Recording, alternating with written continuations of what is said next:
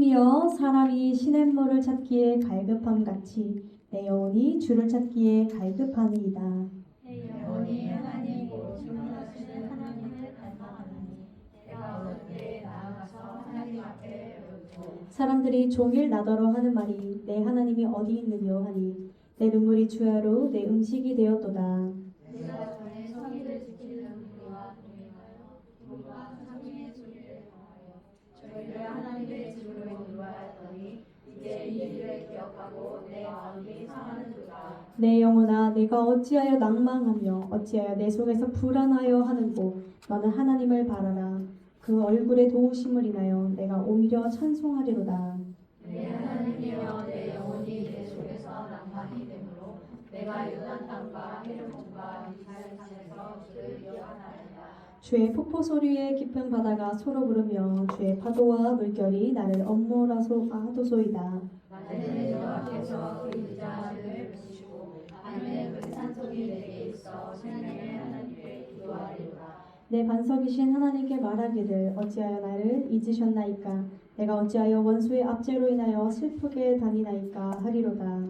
내 뼈를 찌르는 칼같이 내 족이 나를 비방하여 늘 말하기를 내 하나님이 어디 있느냐 하노라. 합독합니다. 내 영혼아, 내가 어찌하여 낭망하며 어찌하여 내 속에서 불안하여 하는고 너는 하나님을 바라라. 나는 내 얼굴을 도우시는 내 하나님을 오히려 찬송하리로다. 아멘. 네, 우리 오늘 시편 42편 말씀으로 낙심을 소망으로 물들이다 라는 제목으로 주의 말씀 증거하도록 하겠습니다. 네, 우리 계속해서 지난 3주 동안, 오늘까지 3주 동안 우리가 시편에 대해서 보고 있었습니다. 이 시편, 우리들이 살아가는 가운데 수없이 많은 생각과 감정과 마음들이 우리를 다스리고 우리들을 움직이곤 하는데요. 시편은 우리들에게 무엇을 알려주느냐? 시편은 그 모든 감정들이 좋다, 나쁘다를 말하고 있지 않고 때때로 우리들은 기독교인은 긍정적인 감정만 가져야 하는가? 부정적인 감정은 가지면 안 되는가? 라는 생각을 가질 수 있는데 성경은 그렇게 말하지 않고 오히려 이 슬픈 감정과 분노의 감정과 모든 부정적인 감정들도 다 기록해요. 성경에 다 기록해서 이럴 땐 이렇게, 이럴 땐 이렇게 하는 거야 라고 우리들에게 교훈을 주십니다. 그래서 시편에서 우리들에게 물어보고자 하는 것은 무엇이냐면 우리 같이 읽어볼까요? 시작! 당신의 생각과 감정을 물들일 것인가? 아니면 주님의 교훈으로 물들일 것인가? 맞습니다. 무엇으로 물들일 것이냐를 묻고 있다는 거예요. 우리의 모든 감정들을, 생각들을, 가치관들을 악인들의 생각으로 물들일 것인가? 아니면 하나님의 교훈으로 물들일 것인가? 이것을 이야기하고 있습니다. 그랬을 때 우리가 지난주에 살펴보았던 건 걱정에 대한 부분을, 근심에 대한 부분을 우리가 하나님의 주권하심, 하나님의 주인 되심으로 물들여야 한다. 우리가 말씀 함께 나눴습니다. 우리 이번 주에는요, 우리 제목이 무엇이죠? 낙심을 소망으로 물들이다입니다. 함께 말씀 나누길 원합니다. 우리 시편 42편을 이렇게 보시면요, 우리 큰 글씨 42라는 숫자 옆에 뭔가 작은 글씨가 적혀 있을 겁니다. 이것을 표제라고 부릅니다. 표제에 혹시 뭐라고 적혀 있을까요? 있으신 분들도 있고 없으신 성경책도 있으실 수는 있습니다만 뭐라 적혀 있나요? 고라자손의 마스길 영장으로 한 노래. 맞습니다. 고라자손의 마스길이라고 나와 있고 인도자를 영장, 그러니까 인도자를 따라서 부르는 노래라고 우리가 기록되어져 있는데요. 이 표제, 이 초록 색깔이나 이렇게 다른 색깔로 표제가 적혀 있는 이 부분은 이 챕터의 주제, 핵심 그러니까 장르를 말해줍니다. 여기서 고라 자손은 누구냐면 출애굽 시대 때 나왔던 그 고라가 맞는데요. 그러니까 지금은 우리가 찬양팀이 우리 숙현 집사님, 우리 민장로님, 우리 병윤 형제님 이렇게 찬양팀으로 구성되어 있죠. 이것처럼 고라 자손은 찬양팀이었어요. 특별히 이스라엘 사람들은요, 찬양팀들은 다른 일을 안 했어요. 찬양하는 것만 인생의 유일한 목적이었어요. 그래서 이 찬양에 몰두하고 찬양만 신학적으로 배우고 이렇게 하는 사람들이었는데요. 이 사람들을 따라서 부르는 노래, 따라서 이런 것이죠. 시편 42편은 혼자서 골방에서 묵상하는 노래가 아니라 공예배, 지금 우리가 예배 드리는 것처럼 공예배 때 함께 부르는 노래라는 뜻이에요. 우리 잘 한번 찬양 시간대를 생각해 보시면 인도자들이 멘트를 쳐줍니다. 자, 할렐루야, 이 자리에서 일어나셔서 또는 박수 치시면서 함께 찬양하시겠습니다. 그리고 가사도 미리 불러주고 이런 거는요, 그냥 사람 좋으라고 하는 게 아니고요. 찬양 인도자와 찬양팀의 역할은 예배자로서 우선 내가 가장 먼저 바로 서면서 다른 성도들로 하여금 이 예배에 참여시킬 수 있도록 최대한 참여시켜서 한 마음으로 예배할 수 있도록 배려하고 돕는 역할입니다. 그렇기 때문에 찬양팀은 대중들을 분석합니다. 이 사람들이 이 찬양을 알까 모를까. 그래서 우리 수현 집사님은 꼭 하는 방법이 있어요. 주일날에 모르는 찬양을 우리가 하게 될 때는 그 전 금요일에 한 번 합니다. 이건 역시 배려입니다. 왜요? 우리가 공예배 때 조금 더 함께 하기 위해서. 이렇게 우리가 공예배 때 드리는 찬양이 있죠. 근데 우리가 시편은 장르가 뭐라고 했죠? 노래나 시예요. 맞아요. 시를 묶어놔서 시편이라고 부릅니다. 시편은 우리들의 생각을 비춰가고요. 마음을 비춰가요. 모든 말씀들이 그렇지만 특히 시편이 그렇습니다. 그래서 우리가 시편 말씀을 읽고 묵상하고 암송하고 깊게 잠겨있을 때요. 우리는 하나님 방법대로 생각하게 되고요. 하나님 질서대로 감정을 다스리게 됩니다. 자, 우리 그럼 오늘 어떤 상황이었는지 한번 보겠습니다. 한 장 넘겨주시면요. 같이 읽겠습니다. 시작. 낙심에 끌려다니지 않는다. 네, 우리 말씀도 같이 읽겠습니다. 시작. 내 영혼아 내가 어찌하여 난망하며 어찌하여 내 속에서 불안하여 하는고 너는 하나님을 바라라. 그 얼굴에 도우심을 인하여 내가 오히려 찬송하리라. 맞습니다. 시편 42편을 기록한 사람은 이 저자는 어떤 상황이었냐면요. 지금 3절을 보면 알 수 있어요. 3절을 보면 내 상황이 이렇습니다 라고 말하고 있는데요. 우리 3절 같이 읽어볼까요? 시작. 사람들이 종일 나더러 하는 말이 내 하나님이 어디 있느냐 하니 내 눈물이 주야로 내 음식이 되었도다. 네. 새한글 번역으로는 뭐라 말하냐면요. 맨날 사람들이 말합니다. 너의 하나님은 어디냐? 네가 그렇게 믿는 하나님은 어디냐? 이렇게 말하는 상황은요. 사실 이 사람은 굉장히 엄청난 비난받고 무시받고 있는 상황. 압제받고 있는 상황. 압제라는 건 억눌려 있는 상황. 그러니까 우리가 이 시편에서 저자의 감정을 한번 찾아봤으면 좋겠는데요.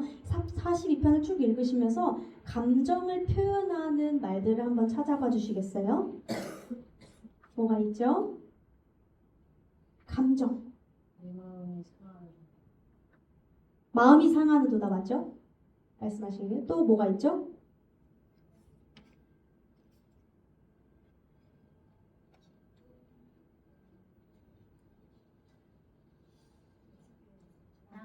불안과 낭만과 그쵸? 또 그리고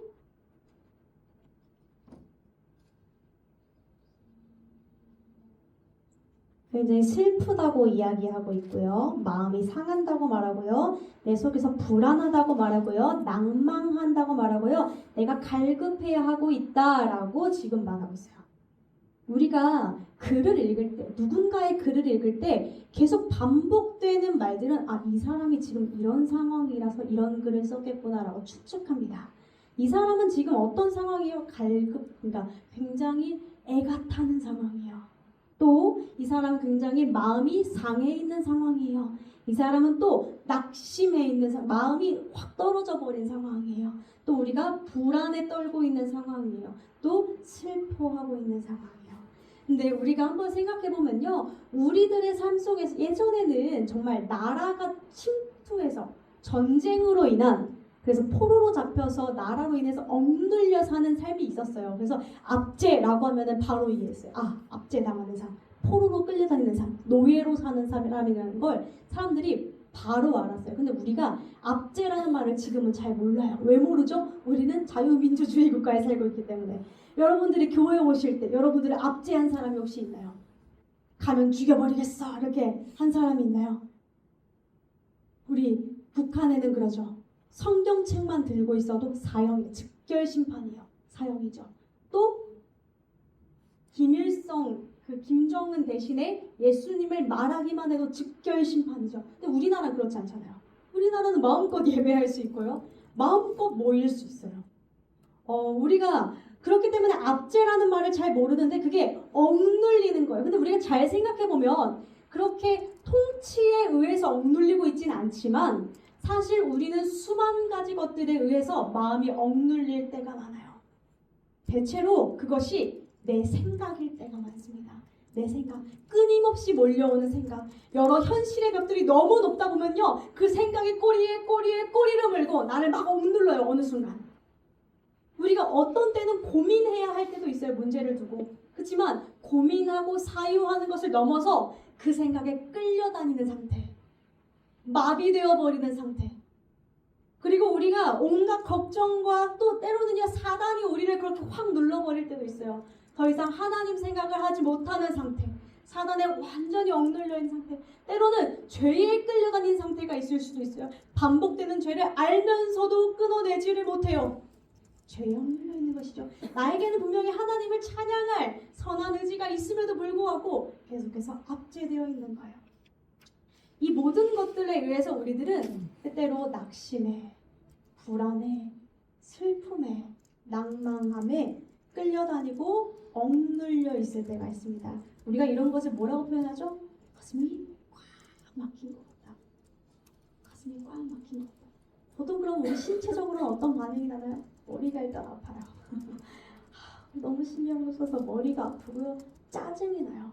조금만 툭 쳐도 짜증이 확 내요. 왜 그래요? 그 사람은 그 툭 친 것 때문에 짜증낸 게 아니에요. 이미 속에서는 온갖 혼돈으로 가득 차 있기 때문에 툭 치면 펑 하고 터진 것일 뿐이에요. 그렇게 우리가 지금은 무언가 어느 나라에 의해서 압제당하진 않지만 여전히 우리의 현실에, 상황에, 나의 마음에, 또 비교에, 또 여러 가지 마음들에 압제당하고 눌리고 그걸 의식해서 행동하고 하는 경우들이 있다는 겁니다. 저는 굉장히 그렇게 생각해요. 감정은 참으로 좋은 거예요. 하나님이 만들어주신 것, 감정은 참으로 좋은 것이죠. 그런데 중요한 건 우리가 이 감정에 끌려다닐 때가 있다는 거예요. 사실 이것은 기쁨도 마찬가지예요. 기쁨에 취해서 끌려다닐 때도 있어요. 그건 역시 잘못된 거예요. 하지만 오늘은 우리가 낙심에 대해서 살펴보자고요. 낙심이 있을 수 있어요. 때때로 우리 상황에는 슬픔도 있을 수 있어요. 이 슬픔이 마냥 부정적인 게 아니에요. 슬픔을 통해 더 아름다운 것들이 만들어지기도 해요. 그런데 문제는 끌려다니는 게 문제예요. 하나님은 우리를 끌려다니는 존재로 만들지 않으셨어요. 하나님은 우리의 정체성을 하나님의 고귀한 자녀, 내가 주체성을 가지고 하나님을 섬기고 하나님을 찬양하는 존재로 만드셨는데 사단은 우리들에게 어떤 것을 시키는가? 무언가에 끌려다니게끔 만든다는 거예요. 이게 문제입니다. 중등부에 설교를 할 때 많은 전도사님들이 하시는 방법이 뭐냐면 여러분 핸드폰 게임하는 게 죄일까요? 죄가 아닐까요? 죄 아니에요. 핸드폰 게임이 뭔 죄예요? 그럼 개발자들은 핸드폰 게임 개발자들은 악인 중에 악인이겠네요? 아니에요. 그건 죄 아니에요. 그런데 우리가 핸드폰을 이렇게 하고 있어요. 핸드폰 게임은 죄가 아니에요. 그런데 핸드폰 게임을 하는데 옆에서 엄마가 자 이제 끄고 자자 했는데 계속 보다가 잘 시간을 놓쳐요. 새벽 2시, 3시가 돼도 계속해요. 우리 어른들도 똑같죠? 우리 부모님들이 말리진 않지만 우리가 릴스를 내리는 걸 멈추질 못하죠. 쇼츠 내리는 걸 멈추지 못해요. 분명 릴스나 쇼츠는 1분짜리 영상이거든요. 1분짜리 영상이니까 괜찮겠지 하고 트는데 시간 보면 1시간이 지나 있어요. 몇 개를 본 거예요? 60개를 본 거예요. 계속 보는 거예요. 그러다가 그 다음날 아침에 피곤한 상태로 출근하고 학교를 가요. 내 일상에 영향을 줬네요. 내 일상 리듬에 영향을 줬네요. 또 우리가 교회 예배 전에 항상 주일 예배 전에는 일찍 자라고 가르쳐요. 아이들에게. 왜 그래요? 예배에 영향을 주잖아요. 예배에 영향을 주는데 계속 이걸 손에 놓지 못하고 있어요. 그러다 보다가 엄마가 뺏어요. 그러면 어때요? 짜증을 내요. 막. 핸드폰 때문에 짜증을 냈네요. 핸드폰이 없으면 불안하대요. 핸드폰 때문에 불안이 올라오네요. 그때부터는 핸드폰이 뭐가 돼요? 죄가 되네요. 이런 거요. 핸드폰 자체는 죄가 아니에요, 여러분. 근데 이 핸드폰 때문에 내 감정이 막 움직여요. 아, 좋았다가 싫었다가 예뻤다가 막 이래요. 핸드폰 때문에 내 일상이 무너져. 그때부터는 죄예요. 이건 모든 영역에서 마찬가지예요. 사람도 똑같아요. 사람 서로 연애하는 게 뭐가 나쁘겠어요?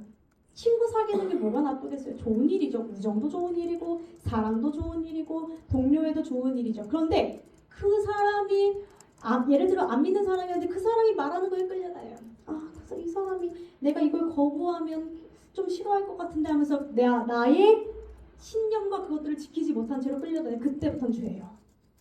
무슨 죄요? 우상숭배라는 죄죠. 돈이 얼마나 좋은데요. 돈 있으면 연어초밥 먹을 수 있지요. 삼겹살도 먹을 수 있지요. 내 자식들 맛있는 것도 먹이고 예쁜 옷도 사줄 수 있죠. 너무 좋은 것이죠. 그런데 그 돈이 나를 끌고 다닌다면 그때부터는 죄예요. 왜요? 하나님은 사람을 만드실 때 그것에 끌려다니는 하찮고 추잡한 존재로 만들지 않으셨어요. 고귀한 존재, 다스리라. 아까 첫 번째 명령이었어요. 근데 사단은 우리들에게 이것을 역으로 역전시켜버려요. 그것들에 하나님이 만드신 고귀한 피조물들이 그 하찮은 것들에 다스리는 것이 아니라 끌려다니도록. 우리가 다스려야지요. 돈도 다스려야지요. 사람은 다스리는 게 아니라 함께 살아야죠. 우리가 여러 가지 죄들도 다스려야지요. 그런데 그것에 끌려다니게 만드는 게 사단의 완전히 거짓말이에요. 우리가 신앙인으로서 핸드폰을 무작정 끊어야 되는가? 아이들한테 그렇게 할 필요가 있긴 있어요. 왜냐면 아이들은 스스로 조절하는 능력이 부족하기 때문에 때때로 단호하게 끊어줄 필요도 있겠죠. 그렇지만 우리가 수도승처럼 모든 것을 잔절하고 살 것인가? 그럴 수는 없단 말이에요. 때때로 끊어야 할 때가 있겠지만 우리가 모든 걸 그럴 수는 없어요. 다만 우리가 기억해야 되는 건 그것들에 끌려다니는 존재가 우리가 아니라는 것. 이것은 낙심도 마찬가지예요. 낙심이 있을 수 있어요. 속상한 상황이 있을 수 있어요. 그런데 이것에 끌려다니는 순간 우리가 어떻게 돼요? 자기 연민이라는 게 생겨요. 나는 왜? 내가 내 발자취에서 내가 얼마나 고생했는데, 내가 얼마나 헌신했는데 내 맘도 몰라주고 내가 불쌍하고 내가 힘들고 막. 그 사람은 이미 다른 말을 들을 귀가 막혀버렸어요. 누군가가 예를 들어서 말해요. 근데 너 생각보다 하나님이 이것도 주셨고 이것도 주셨고 아이 뭔 소리야, 나 지금 힘들어 죽겠는데 지금. 끌려다니는 상태. 그것을 하나님께서는 경계하십니다. 자, 그래서 오늘 시편 저자는요, 이렇게 슬퍼하는 상황에서 의식적으로 스스로에게 이렇게 말합니다. 우리 다시 한번 읽어볼게요. 시작. 내 영혼아, 내가 어찌하여 낭망하며 어찌하여 내 속에서 불안하여 하는고, 너는 하나님을 바라라. 그 얼굴에 도우심을 인하여 내가 오히려 찬송하리로다. 아멘. 이렇게 말한다는 거예요. 이렇게 말해요. 내 영혼아, 내가 어찌하여 낭망. 너가 왜 낭망하고 있어? 왜 불안해하고 있어? 하나님 보면 되지. 그 얼굴에 도우심을 인해서 내가 오히려 찬송하게 될 텐데, 여전히 찬송하게 될 텐데, 이렇게 말하고 있다는 거예요. 자, 네, 우리가 저 역시도 굉장히 비슷한 경우를 많이 봅니다. 제가 한참 동안 비혼이 굉장히 성행을 했을 때가 있었죠. 지금은 좀 꺾였대요. 결혼율도 조금 올라갔고 비혼주의가 조금 꺾인 추세라고 하는데, 몇 년 전만 해도 비혼주의가 정말 약간 패션처럼 유행처럼 나도 비혼주의 이렇게 말하던 시절이 잠깐 있었던 것 같아요. 근데 저는 그때 결혼했거든요. 그때 결혼을 했는데 그때 저에게 많은 사람들이 뭐라고 얘기를 했었냐면 이렇게 얘기했어요. 두 가지를 얘기했어요. 일단 저도 사역자고 남편도 사역자예요. 둘 다 사역자로 사는데, 보통 둘이 사역자를 만나면 사람들이 백의 백은 굶어 죽는다라고 표현을 해요. 백의 백은 굶어 죽는다. 너네 인생에는 희망이 없다, 가망이 없다라고 표현을 하고, 모두가 사역자 둘이 만나는 걸 말려요. 그래서 보통 목사님 곁엔 사모님이 계시고, 그리고 여자 목사님 곁엔 사부님이 보통 있는 거거든요. 근데 저희 둘 다 하나님이 이상하게 부르셔가지고 둘 다 이렇게 각자 이렇게 서 있어요. 지금은 다른 교회에서 사역을 하고 있지만. 그랬을 때 모든 사람들이 이렇게 말했어요. 너네 진짜 인생에 대책이 없다, 생각이 없다 라고 얘기를 했어요. 그러면서 얘자 그럼 너가 남편을 서포트해서 사역을 도와야지. 너가 그러면 그 얘기들을 막 들으면서 한편에서 또 뭐라 하냐면 진짜 너무 불쌍한 인생이다. 이제 너 사역도 못하고 남편 사역을 도우면서 힘들게 살 테니까 참으로 불쌍한 인생이다. 여자가 그렇게 여자는 결혼하면 끝이고 뭐 애 낳으면 끝이고 이런 얘기들이 굉장히 많이 듣죠. 결혼하면 끝이고 애 낳으면 끝이고 인생이 망하고 뭐 남편은 못된 놈이고 막 이런 얘기들이 굉장히 많잖아요. 저도 그때 그래서 어느 순간 남편이 이상하게 보이기 시작했어요. 날 괴롭힐 나쁜 놈. 며느리 그 시댁과 고부 갈등을 다룬 드라마가 있었어요. 그게 OTT에서 나왔던 건데 며느라기를 포함해서 온갖 시댁과의 갈등 상황이 많은 드라마들을 계속 보면서 그리고 글들을 보면서 말들을 들으면서 제 생각엔 어떤 생각이 들었냐. 시자가 붙으면 악마다. 시자가 붙으면 악마고 남편은 나를 배신할 남의 편이다. 이런 가치관이 어느 순간 그렇게 생겨버린 거예요. 그래서 제가 그 생각지 않게 의도치 않게 제가 그런 말들을 은연중에 툭 뱉었어요. 근데 어차피 뭐 그럼 집안일도 내가 해야 되고 뭐 나 혼자 하고 이렇게 막 툴툴거리듯이 얘기했어요. 남편이 저한테 뭐라 얘기하면 얘자 정신 차려. 아직 아무 일도 안 일어났어. 얘자 정신 차려. 아무 일도 안 일어났어. 그때 일이 생기면 그때 나랑 대화해서 풀면 되지. 뭐 어디서 뭐 이상한 걸 듣고 온 거야. 이렇게 얘기를 하기 시작했어요.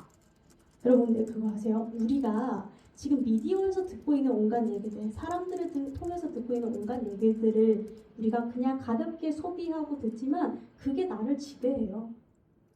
그 가치관이 나를 다스려요. 그때 우리가 생각해야 되는 건 뭐냐면 지금 나의 현실, 나의 눈앞에서 내 곁에 누가 계신지 하나님이 계신지를 바라봐야 하고 이것이 단순히 그것에 끌려다니며 살아가는 것이 아니라 계속해서 하나님이 나에게 베푸신 은혜들을 곱씹으면서 끌려다니는 것을 끊어내야 하는구나 라는 것을 깨닫게 됐다라는 거예요. 자, 오늘 이 시편 저자는 뭐라 말하냐면 가장 처음에는요 9절에 뭐라 말하냐면 이렇게 말해요. 하나님 나를 잊으셨습니까? 이렇게 말해요. 우리가 한번 생각해봐야 되는 게 있어요. 이 저자가 나를 잊으셨나요? 하나님? 나를 버리셨나요? 라고 말하는데 이 사람은 진짜 하나님이 자신을 잊었다고 생각하고 있지 않아요. 왜냐면 9절에는 하나님 나 잊으셨어요? 막 이렇게 말하는데 8절에는 뭐라 말하냐면 바로 앞이죠. 그 앞에는 뭐라 말하냐면요. 낮에는 여호와의 인자심을 베풀고 밤에는 그의 찬송이 내게 있어라고 말하고 있어요. 자 이걸 잘 봐야 돼요. 지금 이 사람은 하나님이 살아계시다는 걸 알아요? 몰라요? 아는 사람이에요. 아는 사람인데 우리가 이렇게 말할 때가 있죠. 하나님이 나를 버렸어. 아니면 또는 불평할 때가 있죠. 진짜 나 속상해 죽겠어. 막 말할 때가 있죠. 근데 우리가 이 사람이 왜 이렇게 말했을까 생각했을 때 잘 생각해야 돼. 이 사람이 지금 낙심에 빠져 있어요. 자, 그랬을 때 우리가 고통스러울 때요. 마음이 낙심될 때 슬픔에 차 있을 때 우리가 후회할 말을 안 해야지. 내가 정말 좋은 말만 해야지 라고 할 수 있는 존재면 얼마나 좋을까요? 근데 우리는 정작 고통스럽고 괴롭고 낙심하고 슬프고 마음이 아프면요 아무 말이나 하게 돼요. 아무 말이나 그냥 막 나와요. 일단 말을 뱉고 봐요. 그래서 욥기에서는 뭐라 말하고 있냐면 저는 이 말이 굉장히 지혜로운 말이라고 생각해요. 욥기서에서요 이렇게 말해요. 너희가 남의 말을 꾸짖을 생각을 하고 있는데 실망한 자의 말은 바람에 날아가는 거야. 이렇게 말해요. 이게 무슨 뜻이냐면 이걸 기억해야 돼요. 우리가 절망에 빠져있는 사람들이 하는 말들에 다 반박하고 싶을 때가 있어요. 예를 들어 나 진짜 나 너무 힘든데 나 진짜 하나님 내 기도도 안 들어주시고 막 이렇게 누군가 투정을 부릴 때 우리가 그 말에 반박하고 싶은 욕구가 올라올 때가 있어요. 하나님이 며칠 전에 너 기도 들어주셨잖아. 너 그거 지금 못 보고 있는 거야. 너 몰라서 그러는 거야. 이렇게 말하고 싶은 반박의 욕구가 막 올라와요. 그렇죠? 솟구쳐 오르죠. 왜요? 우리 제3자니까 너무 잘 보이잖아요. 제3자니까 너무너무 잘 보여. 이 사람이 그렇지 않다라는 것을 그러니까 막 말해주고 싶어요. 근데 우리가 잘 생각해봐야 돼요. 욥기서의 말씀에 너희가 남의 말을 꾸짖을 생각을 하고 있지만 실망한 자의 말은 바람에 날아가는 말이다 라고 말합니다. 그 말은 그 사람이 아무 말이나 뱉은 거야. 이걸 분류해 볼 수 있어야 돼요. 그러니까 우리가 누군가가 낙심에 끌려다니고 있을 때 모든 걸 반박해 줄 필요가 없다는 거예요. 왜냐면 우리가 마음이 괴로운 사람의 말에 다 반박하지 않아도 되는 이유는요. 그들의 말은 실망에 젖어서 막 뱉고 걸러지지 않는 감정의 표출일 수도 있다는 거예요. 그래서 그걸 진짜 모르고 있는 사람이라면 짚어줄 필요가 있어요. 그렇죠? 언젠가 한 번은 그걸 진짜 모르고 있는 사람이라면. 그런데 우리가 저 사람은 알만한데 근데 마음이 괴로워서 그런가? 한다면 일단 두고 기도하는 게 맞다는 거예요.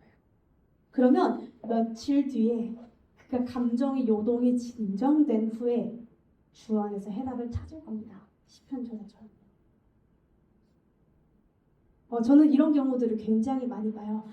보통 이렇게 상담을 듣다 보면 처음에 막 얘기하면 이게 속상하고 저게 속상하고 저게 속상하고 저게 속상하고 막 얘기하세요. 근데 저는 보통 그러면 그 끼어들기가 좀 그렇잖아요. 그렇죠? 제가 말씀하신 잠깐만요. 이건 이렇게 끼어들기가 좀 그러니까 가만히 이렇게 듣고 있어요. 근데 한 시간 뒤에 대화하고 나니까 좀 괜찮은 것 같아요. 전 한 말이 없어요. 뭘까요? 그분의 말은 바람에 날아가는 말이었어요. 날아가는 말이라도 해야. 그러고 나서 스스로 곱씹고 고민해보면서 해답을 발견할 수 있다는 거예요. 그렇기 때문에 우리가 나의 낙심이나 누군가의 낙심을 볼 때는 저 사람이 진짜 아는가 모르는가 한번 기도해보세요. 저 사람이 진짜 알만한 사람, 모르는 사람, 진짜 모른다면 학생들에겐 전 웬만하면 말해줘요. 학생들은 웬만하면 짚어줘요. 이래서 이런 거야. 근데 그렇지 않다면 두고 기도해주는 것도 굉장히 지혜로웁니다. 그런데 오늘 이 시편 저자의 이야기를 한번 보게 되면요. 뭐라 말하냐면요. 7절에 이렇게 말해요. 주의 모든 파도와 주의 물결이 나를 휩쓴 겁니다. 라고 말하고 있어요.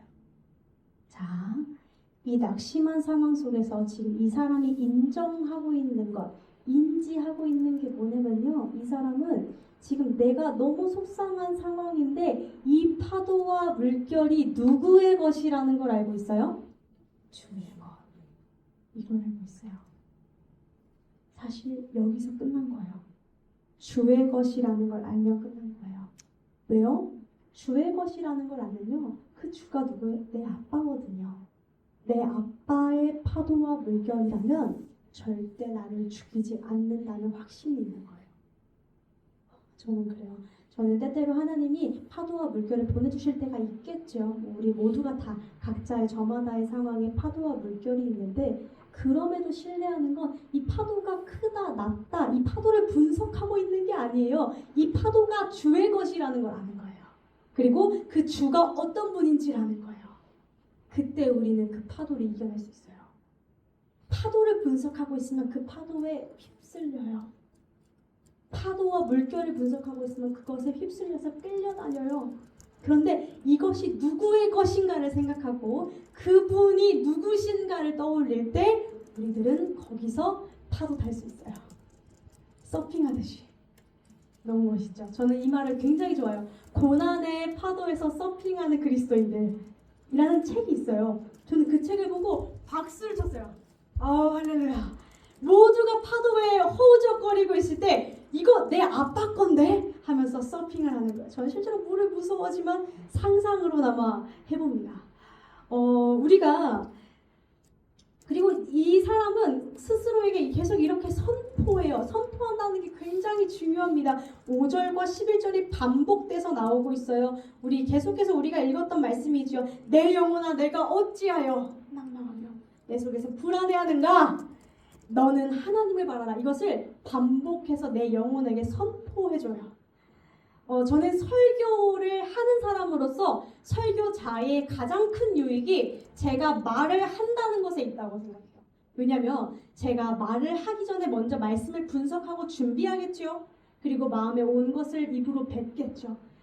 그것을 여러분들도 들으시지만 제 영혼도 동시에 듣고 있어요. 그럴 때 나의 영혼에 계속 선포하는 거예요. 무엇을요? 하나님의 승리하심과 하나님의 크고도 놀라우심과 그게 주의 파도와 그것이 어떤 분의 파도인지를 계속 내 안에서 선포해 주는 거예요. 세상에는 온갖 미디어와 온갖 매체들이 난무하고 소리치고 거짓된 메시지, 어느 정도는 현실적이지만 어느 정도는 사단이 꾸며낸 거짓된 메시지가 판을 치지만, 우리가 귀를 기울일 것이, 내 영혼을 선포해내는 것이 하나님의 말씀이어야 한다는 거예요. 그때 우리들은 이 파도와 물결에서 계속 그 분투를 이어서 나갈 수가 있어요. 마틴 로이드 존스 목사님이 이렇게 말씀하십니다. 우리 같이 한 번만 읽어볼까요? 시작. 우리가 살면서 겪는 불행 대부분은 우리가 자신에게 선포하는 대신 자신에게 귀 기울이기 때문에 일어난다. 아침에 눈을 뜨는 순간 머릿속을 스치는 생각들을 떠올려보라. 당신은 원하지 않았지만 그 생각들은 이미 당신에게 말을 걸고 그 작은 일들을 떠올리게 한다.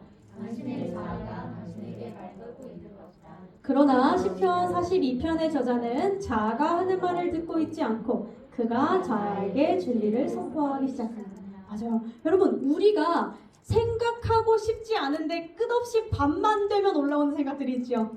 생각하고 싶지 않은데 계속 아침 이후 곱씹게 되는 것들이 있죠. 그런데 이것에 귀 기울이는 것이 아니라 그 자아, 내 안에 있는 자아에게 계속 말씀을 들려주고 말씀을 선포해주고 하나님이 어떤 분이신지, 우리 하나님이 어떤 분이신지 계속해서 말해주라는 거예요.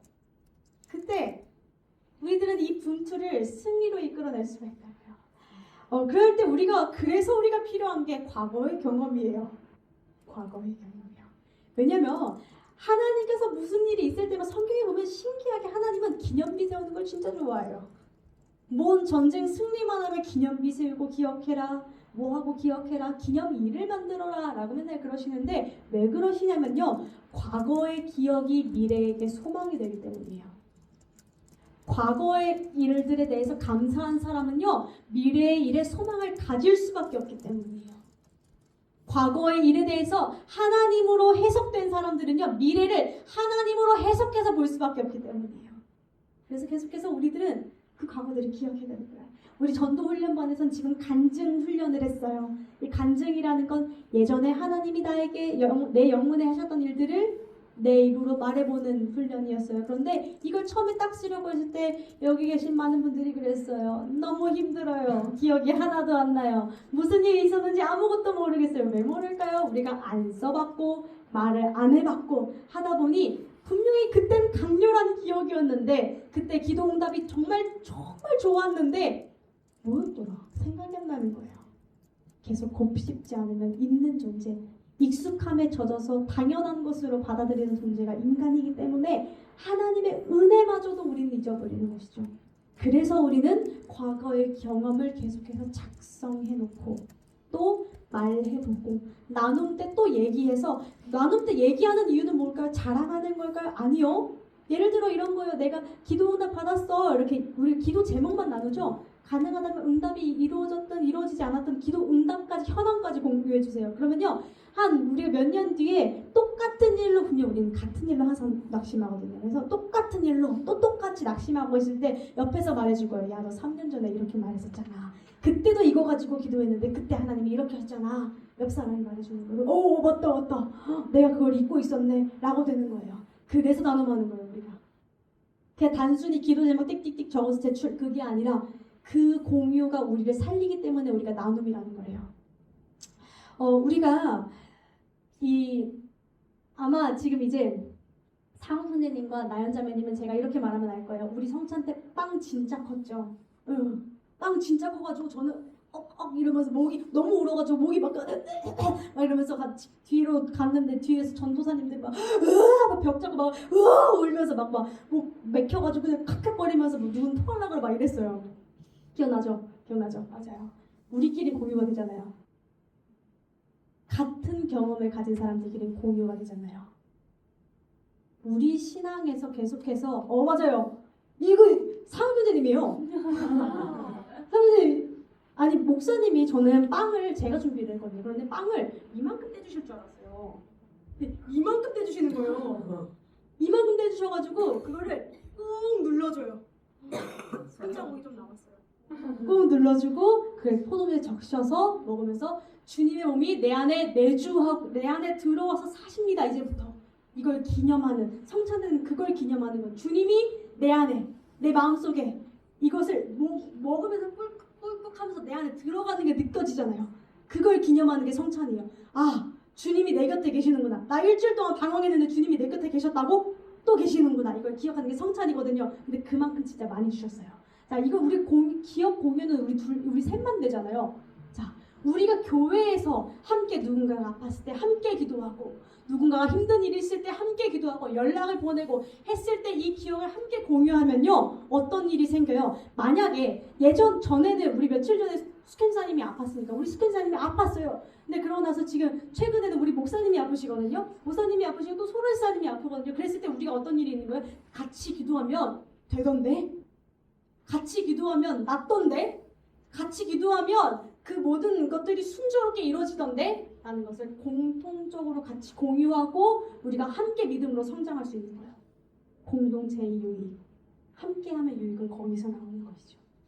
사랑하는 성도 여러분, 이 모든 몸부림에 대해서 우리가 과거를 기억하고, 우리가 하나님이 하셨던 일들을 기억하고 내 영혼을 계속 선포하고 말하는 것은요, 다 두 글자로 뭐라 부르냐면 갈망이라고 해요. 갈망.